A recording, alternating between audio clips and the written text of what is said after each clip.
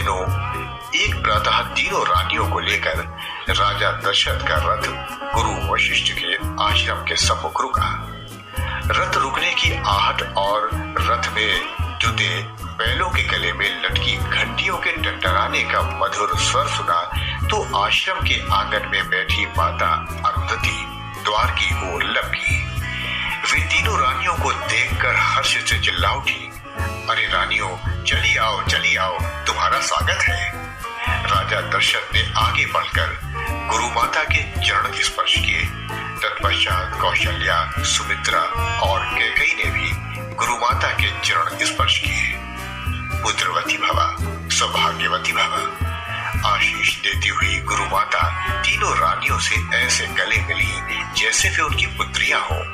दशरथ की ओर से आश्रम के कई शिष्य पहले ही बढ़ चले थे। पास जाकर वे सब एक साथ बोले, प्रणाम राजन, प्रणाम राजन। राजा दशरथ आश्रम के कुछ सामान अपने साथ लाए थे। वे सामान गुरु वशिष्ठ के इन शिष्यों ने उठा लिया। सभी रानियों और गुरु माता के पीछे पीछे चलते हुए अंदर कक्ष तक गए।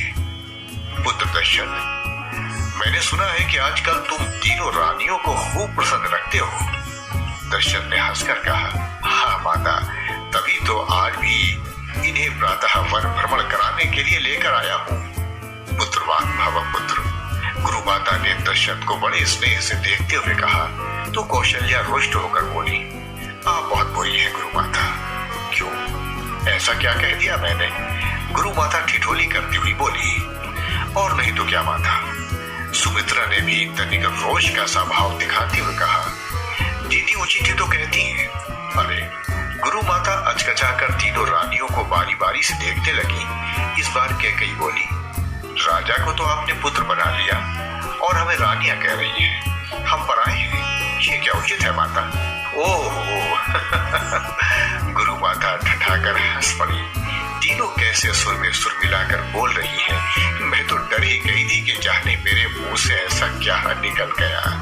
अरुंधति ने कैकेयी की पीठ पर प्यार से हल्की सी चमट लगाकर कहा, चलो इधर बैठो पुत्रियों। दशरथ, तुम भी बैठो। नहीं माता, आप अपनी तीनों बहुओं से बातें कीजिए। मैं बड़े दिन बाद आश्रम में आया हूँ, अतः गुरुदेव वशिष्ठ व अन्य आचार्यों से मिल लूं। थोड़ी देर के लिए मुझे आज्ञा दें। हाँ, क्यों नहीं, घूम लो पुत्र।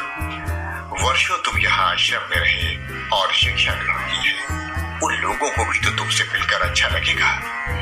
दशरथ माता अरुंधति से आज्ञा लेकर आश्रम के दूसरे छोर की ओर बढ़ते चले गए।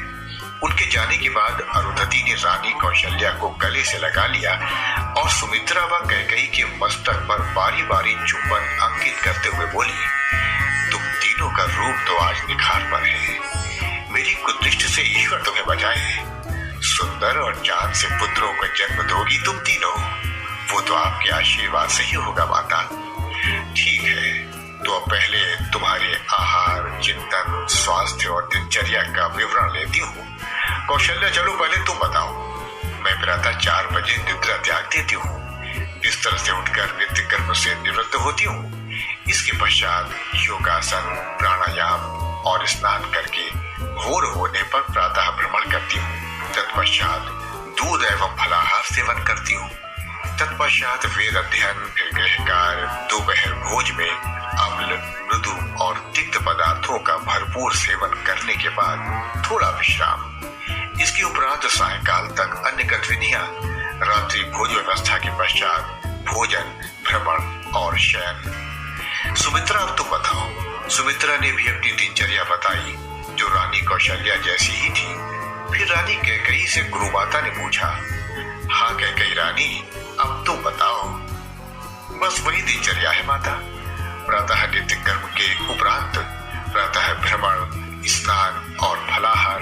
फलाहार के उपरांत हल्का सा श्रृंगार, गृह कार्य, दोपहर भोज, विश्राम, सायंकाल साहित्य पठन पाठन, रात्रि भोज से पूर्व का स्नान व श्रृंगार, तत्पश्चात रात्रि भोज और बस शयन। चलो, अपने अपने स्वभाव के अनुरूप तुम तीनों का आहार, स्वास्थ्य और रहन सहन उचित ही है, किंतु तो भी तुम तीनों को अब विशेष ध्यान देना है। तुम तीनों ही अब गर्भवती हो तो तुम तीनों को परस्पर सौहार्द, हेल मेल और हंसी खुशी से रहना चाहिए। जी माता। रानी सुमित्रा बड़े ध्यान से सुन रही थी। भोजन में फल और दूध की मात्रा अधिक करके अन्य ठोस भोजन की मात्रा कुछ कम कर देनी चाहिए, अर्थात पूरी तरह पौष्टिक भोजन लो। मांसवर्धक, बलवर्धक और हृदय और मस्तिष्क को तर रखने वाला भोजन व वातावरण रखना है। परिवार, समाज व देश के कल्याण संबंधी परिचर्चाओं में भाग लेना व उन्हीं के बारे में चिंतन व परस्पर चर्चा करने से तुम्हारी संतानें उन सब बातों के प्रति संवेदनशील बनेगी जिन विषयों पर तुम लोग परस्पर चर्चा और चिंतन करोगी। आपकी आज्ञा शिरोधार्य माता। चलो ठीक है, अब कुछ जलपान कर लो, मैं मंगाती हूँ। उन्होंने वहीं से आवाज दे दी, कृतिका, अरे कृतिका। आश्रम की एक सेविका दौड़ी चली आई। आज्ञा कीजिए माता। कृतिका, ये तीनों अयोध्या की रानियां यहाँ आई बैठी हैं, इन्हें जलपान नहीं कराओगी? अभी लीजिए माता। इस समय आश्रम में हलवा बनाया गया है, तुरंत प्रस्तुत करो। फिर सहसा उन्हें याद आया, राजा दशरथ को भी जलपान के लिए बुलाओ, और यदि यहाँ नहीं आए तो जहाँ भी हो उन्हें वहीं जलपान करा दो।